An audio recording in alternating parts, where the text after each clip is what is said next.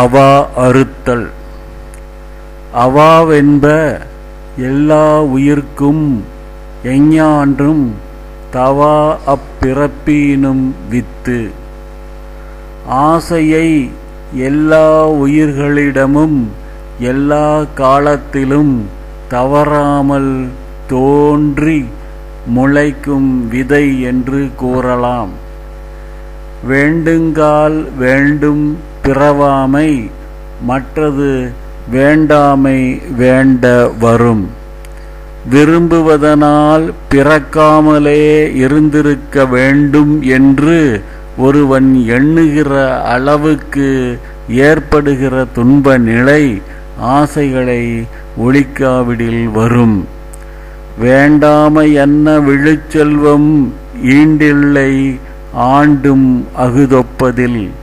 தீமை விளைவிக்கும் ஆசைகளை வேண்டாம் என்று புறக்கணிப்பதைப் போன்ற செல்வம் இங்கு எதுவுமில்லை.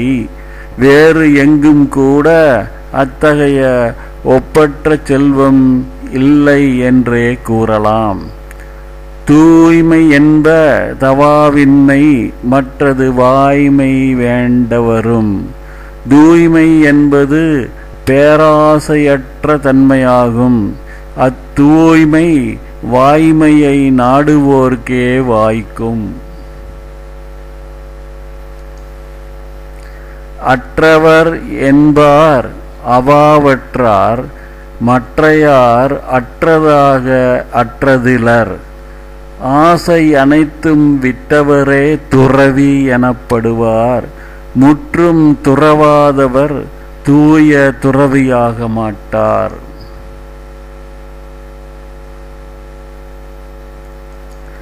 அஞ்சுவதோறும் அரணே, ஒருவனை வஞ்சிப்பதோறும் அவா. ஒருவரை வஞ்சித்து கெடுப்பதற்கு காரணமாக இருப்பது ஆசையேயாகும். எனவே ஆசைக்கு அடிமையாக கூடாது என்ற அச்சத்துடன் வாழ வேண்டும். அவாவினை ஆற்ற அறுப்பின் தவாவினை தான் வேண்டுமாற்றான் வரும். கெடாமல் வாழ்வதற்குரிய நிலை ஒருவன் விரும்புமாறு வாய்ப்பதற்கு அவன் பேராசை குணத்தை முற்றிலும் ஒழித்தவனாக இருக்க வேண்டும். அவாவில்லார்க்கில்லாகும் துன்பம் அகுதுண்டேல் தவா அது மேன்மேல் வரும். ஆசை இல்லாதவர்களுக்கு துன்பம் இல்லை. ஆசை உண்டானால் அதைத் தொடர்ந்து துன்பமும் மேலும் மேலும் வந்து கொண்டிருக்கும். இன்பம் இடையறாதீண்டும் அவாவென்னும் துன்பத்துள் துன்பம் கெடின். பெரும் துன்பம் தரக்கூடிய பேராசை ஒழிந்தால் வாழ்வில் இன்பம் விடாமல் தொடரும். ஆறா இயற்கை அவா நீப்பின் அந்நிலையே பேரா இயற்கை தரும்.